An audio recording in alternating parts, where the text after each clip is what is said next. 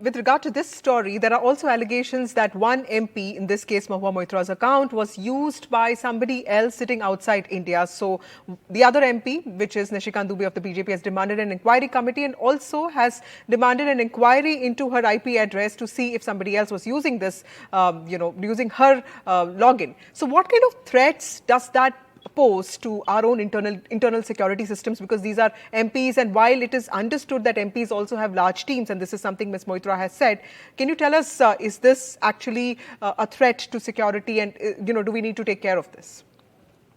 So there are a couple of things in this aspect. The first and foremost is the terms and conditions based on which the login ID and password are given to a member of parliament will really decide what is the extent to which an MP can share those credentials with a third party. Even if it is within their own team, the terms and conditions will decide that. So here is the situation. I cannot really answer off the cuff in terms of what are the terms and conditions based on which a member of parliament receives these login credentials. Having said that, if the terms and conditions limit it only to the member of parliament, it literally means only to the member of parliament. If there has to be some leeway in terms of a sign-in through a team member, then it requires that the terms and conditions give that leeway.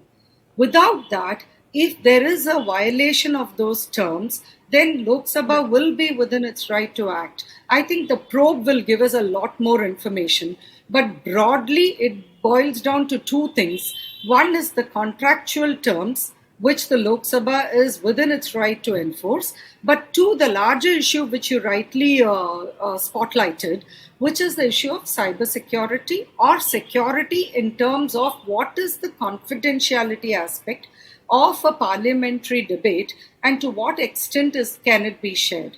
If it is already within public domain, if there was no dishonest or fraudulent intent in terms of sharing of login credentials, then the entire focus may change. So it then boils down only to a contractual breach and not to a criminal breach or a breach of security aspect.